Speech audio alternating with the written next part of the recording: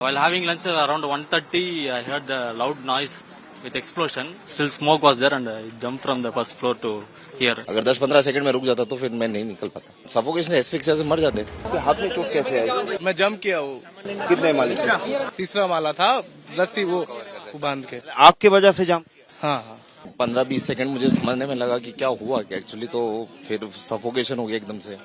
Survive करके सामने वाली बाउंड्री में कूद के गया तो उसकी वजह से मुझे स्ट्रेन हुआ। जिस टाइप की बॉडी थी देखना भी मुश्किल था, हमारे भी हाथ कांप रहे थे।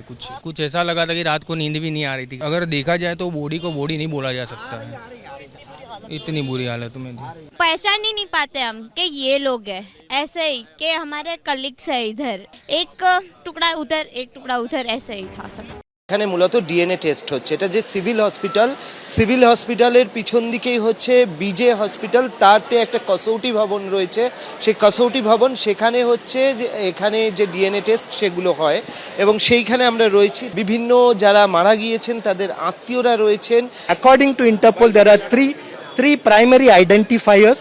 One is the fingerprint, second is dental characteristics because teeth can withstand the heat, and third is the DNA. DNA is of course the gold standard, but if any one method can prove that the identity is positive, I think the body can be released to the nearest of the kin. পশ্চিমবঙ্গে যেরকমভাবে দেখেছিলাম যে Gyaneshwari train দুর্ঘটনার পরে সেখানে কিন্তু দেহ শনাক্ত করার জন্য আলাদাভাবে এই ডিএনএ টেস্ট করা হয়েছিল এবং এই আমেদাবাদে সেখানে কিন্তু পরিস্থিতি আরও ভয়াবহ এবং এখানে যেটা দেখা যাচ্ছে যে দেহগুলো প্রায় ঝলসে গিয়েছে, কিছু অবশিষ্ট নেই এবং সেই জায়গা থেকে তার আত্মীয়রা তারা এখানে এসছেন, তারা ভিড় করে রয়েছেন হচ্ছে ডিএনএ টেস্ট করার জন্য। অনেক দেহ বিভিন্নভাবে ডিস্ট্রয় হয়ে গেছে। উপর দিকের কোনোভাবে স্কিন বা মাসেলের টিস্যু সাধারণত কিছুই পাবো না।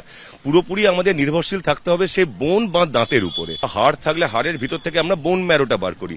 সে একই প্রক্রিয়াতে আমরা ফরেনসিক সায়েন্স ল্যাবরেটরিতে RT-PCR টেস্ট করি।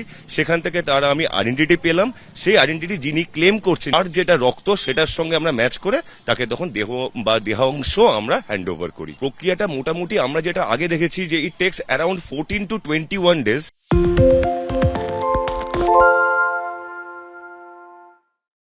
সত্য অন্তহীন, সত্যের খোঁজও তাই, সত্য সন্ধানে তাই আমরা অক্লান্ত অকুতভয়। এবিপি আনন্দ নতুন ভাবনার প্রতীক, যা মনে মুক্ত, তথ্যে যুক্ত এবং যাবতীয় সীমানার বাঁধন থেকে মুক্ত। সীমা না শব্দটির মধ্যে লুকিয়ে আছে মানা শব্দটি, যেন চোখ রাঙানি এক অদৃশ্য বেড়াজাল যা আটকে রাখে আমাদের এক ছোট্ট গণ্ডির মধ্যে। একমাত্র সঠিক খবরই গড়ে তুলবে এক মুক্ত সমাজ।